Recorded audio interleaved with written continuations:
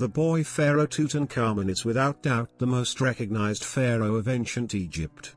His golden and bejeweled death mask has become synonymous with the ancient civilization. Indeed, the discovery of his tomb by British archaeologist Howard Carter in 1922 in the Valley of the Kings brought a wave of new interest in ancient Egyptian archaeology and artifacts, and has been credited as one of the most significant discoveries of the 20th century. Though the death mask is widely recognized as the most significant artifact in the tomb, there is another, more intriguing artifact that is not as well known. Stay to the end of the video to discover where you can wield this legendary artifact. The artifact in question was discovered in 1925, 3 years after the tomb discovery. A dagger, found in the burial wrappings of the boy pharaoh. The dagger came as a pair, with one dagger made from gold, and the other dagger made from a far more unconventional material for the time period. Although it was common custom for people to be buried with weapons across the ancient world, what makes this dagger special is that the blade was forged from iron. As ancient Egypt was in the Bronze Age during the time of Tutankhamun's reign, the appearance of an iron blade from this time period is extremely rare, with the material being more precious than gold. Especially, considering the vast majority of tools and weapons were cast in bronze at the time, and knowledge of iron smelting was not prevalent. Where did this iron come from? Who forged the blade? How did they do it? The ability to mine and smelt iron, or to forge blades, would not be discovered until centuries after Tutankhamun's reign. There simply wasn't a blacksmith capable of extracting iron ore from that time period. One clue lies in the hieroglyphic translation of iron, Bien Pet, which literally translates as iron from the sky. With our modern knowledge, we can assume that iron from the sky was in fact a meteorite that likely crashed near to Egypt. Ancient Egyptian awareness of the origin of meteorites predates Western knowledge by millennia. Because the sky, and by extension, the heavens, was an important part of the ancient Egyptian belief system, with many gods being attributed to the sky, stars and celestial bodies. Therefore, a meteorite would be considered by ancient Egyptians to be a gift from the gods.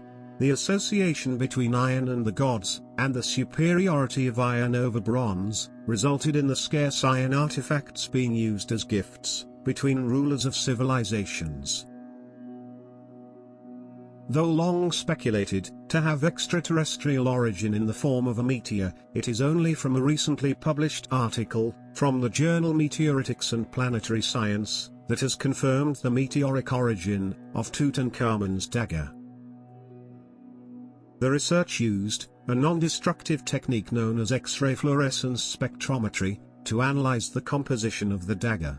The conclusion was that the dagger comprised mostly iron, with 11% nickel, and 0.6% cobalt, a composition that is typically found in meteors. Now that we've established that the iron came from the sky, i.e. a meteorite, it still leaves the questions of, who forged the blade? And, how did they do it? The discovery of an ancient ironworks at Tel Hammer, in Jordan, has given credence to the claim that King Tut's dagger was forged in this location.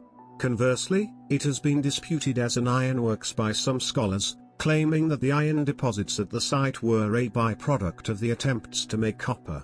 That being said, the ruling group of this site were in correspondence with the ancient Egyptian Empire. The correspondence has been recorded on over 300 clay tablets, written in the ancient Middle Eastern script of cuneiform.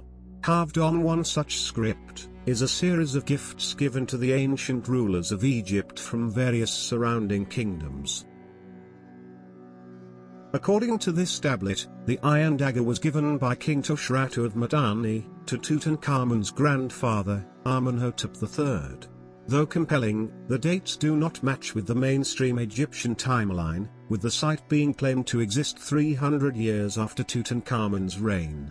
Dating from this time period is heavily disputed, with some scholars suggesting that the accepted ancient Egyptian timeline is off by 300 years, which puts the ironworks and Tutankhamun in the same period. All of this, though, must be taken with a grain of salt, and therefore the correlation between the site and the ruler is not certain, so it still cannot be said for definite that the ironworks in Jordan and the Mitanni people were responsible for the mysterious dagger. Satellite images have revealed an interesting feature in Egypt in 2008, where mineralogists found a preserved crater with a high concentration of meteoric iron. However, after studying samples from the site, it was concluded that this was not the origin of the meteoric iron that formed Tutankhamun's dagger. After more recent studies of the blade's composition, researchers discovered that the composition closely matches that found in the meteor Hajar, discovered in the port city of Marsa Matruh, 150 miles west of Alexandria. Could this be the meteor that crafted Tutankhamun's blade? How the ancient creators of the blade forged the blade is a mystery in of itself, as iron forging was exceptionally rare in that period. It is apparent that a skilled metalworker recognized the metallic composition of a meteorite, and the potential to forge blades from it and, more than likely, used their knowledge of crafting bronze weapons to forge a blade of meteoric iron. The greater mystery lies in how the creators forged an iron blade that, to this day, over 3,000 years later, has not rusted. The technology to forge an iron blade of this quality would not exist for centuries. And so, the mystery of Tutankhamun's dagger remains a mystery. As promised, you too can wield Tutankhamun's dagger in the Assassin's Creed Origins DLC, The Curse of the Pharaohs. Thank you for watching. Be sure to like, comment, and subscribe to Mystery Anomaly. Stay tuned to the next mystery explored by Mystery Anomaly by turning on the notification bell. Cheers.